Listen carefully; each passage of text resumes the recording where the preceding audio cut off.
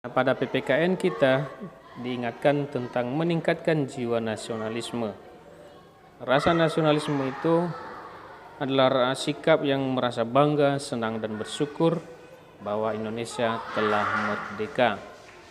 Nah, untuk meningkatkan jiwa nasionalisme, kita harus melatih diri kita sendiri untuk bersikap menghormati perjuangan para pahlawan bangsa. Nah, pada zaman ini kita disuguhkan dengan kemajuan teknologi. Nah, hendaknya teknologi tidak menjauhkan kita satu dengan yang lain, tetapi makin mempererat persaudaraan kita, karena tidak ada lagi batas-batas wilayah dari kita, tidak ada lagi batas-batas waktu dan tempat. Nah, sehingga ini kita diminta untuk tidak lagi memandang sesama kita berdasarkan suku, agama, dan daerah, tetapi harus bahu-membahu mencari hal-hal baru yang bisa membangun kehidupan bangsa secara bersama. Salah satunya adalah dengan mencintai tanah air Indonesia, menghargai kebudayaan nasional kita. Nah, kebudayaan nasional itu sudah diatur di dalam pasal 23 ayat 1 dan 2 Undang-Undang Dasar Negara Republik Indonesia tahun 1945 pasal 32 ayat 1. Nah, anak-anak bisa nanti dilihat seterusnya di buku paket kita halaman 42 dan 43. Nah, supaya kita bisa sedikit merasa ada jiwa nasionalismenya, marilah kita dengarkan lagu berikut ini.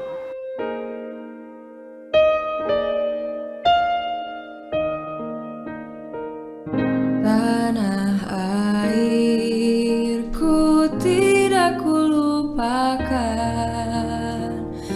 kan terkenang selama hidupku. Biarpun saya pergi jauh, tidak akan hilang dari kalbu. Tanahku yang ku cintai,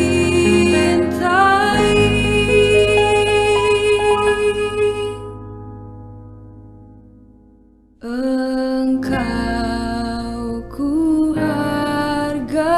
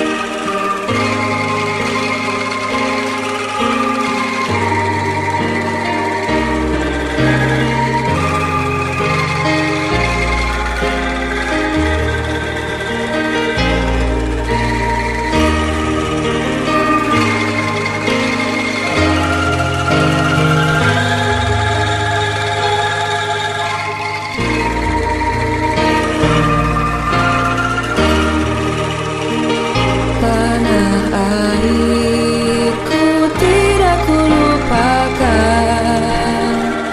kan terkenang selama hidupku. Biarpun saya pergi jauh, tidak akan hilang dari kalbu. Tanahku yang ku cintai,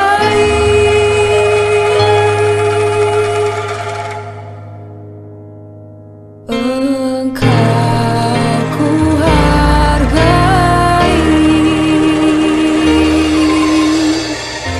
Yang memerah darah, yang memutih tulang, kerinduan untuk Indonesia tempatku berpulang. Sejati mengakar sejak saya lahir. Semangat yang tak akan lekang hingga akhir. Indonesia hidup bernafas dalam geram tubuhku. Meski ke tanah seberang kuhabisi waktu, tetap raga ini mengantar mimpi Ibu Pertiwi.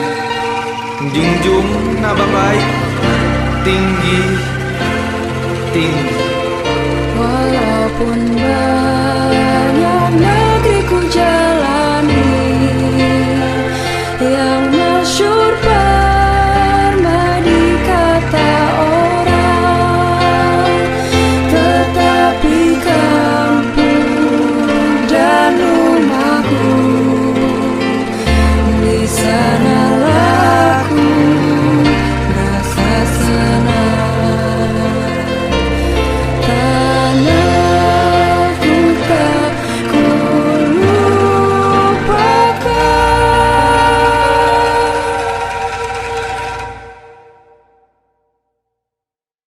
Engkau ku banggakan. Sudah siap untuk belajar hari ini? Kalau sudah siap, mari kita mulai belajarnya. Pertama-tama, kita akan mempelajari muatan bahasa Indonesia. Lihatlah di hadapan kalian, ada sekelompok anak yang sedang belajar bersama-sama. Nah, di sini salah seorang anak bertanya pada temannya, apakah masih ingat caranya menemukan informasi penting dari bacaan?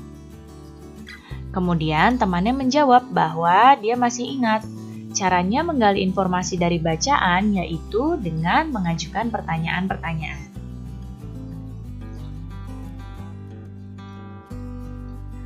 Menggali informasi dari teks atau menggali informasi dari bacaan dapat dilakukan dengan cara mengelompokkannya berdasarkan kata tanya yang telah kamu pelajari. Kata tanyanya yaitu ada apa, berapa, bagaimana, mengapa, siapa, dan kapan. Adakah di antara kalian yang tahu apa itu kata baku? Ya, kata baku adalah kata yang sesuai dengan kaidah penulisan dalam bahasa Indonesia. Sedangkan ada lawannya, yaitu kata tidak baku. Kata tidak baku adalah kata yang digunakan tidak sesuai dengan kaidah bahasa Indonesia.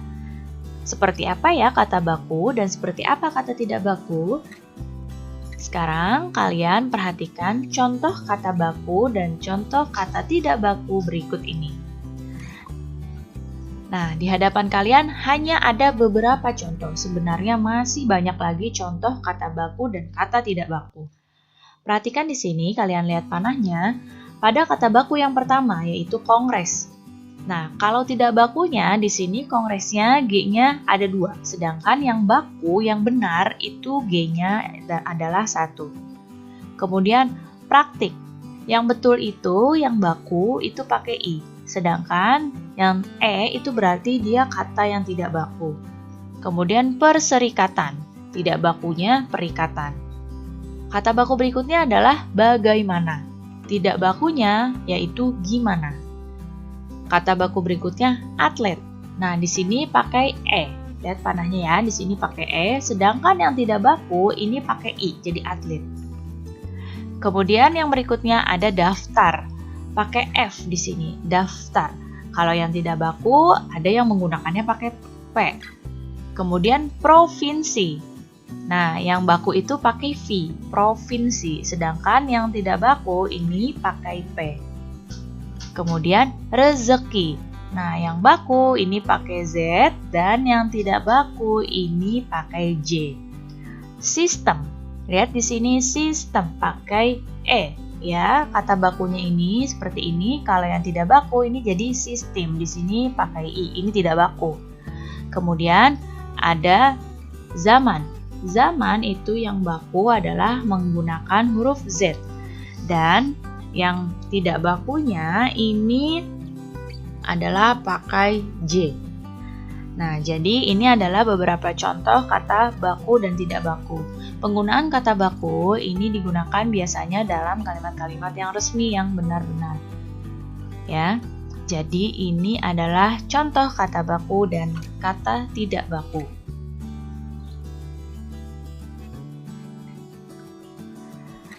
Pernahkah kalian menyanyikan lagu Tanah Airku? Tahukah kalian tentang lagu ini? Ya, pasti di antara kalian sudah sering sekali menyanyikan lagu Tanah Airku. Nah, lagu Tanah Airku ini merupakan lagu yang dapat menumbuhkan kesadaran untuk cinta tanah air. Siapa yang cinta Indonesia? Wah, bagus sekali. Anak Indonesia tentu harus cinta Indonesia. Lagu nasional adalah lagu yang berisi tentang perjuangan dan cinta tanah air. Setiap lagu memiliki nada dasar yang berbeda-beda. Contoh, jika nada dasarnya Do sama dengan G, itu artinya tinggi nada Do itu sama tinggi dengan nada G. Sekarang, perhatikan contoh lagu nasional dan nada dasarnya. Di sini Ibu hanya menyebutkan beberapa ya.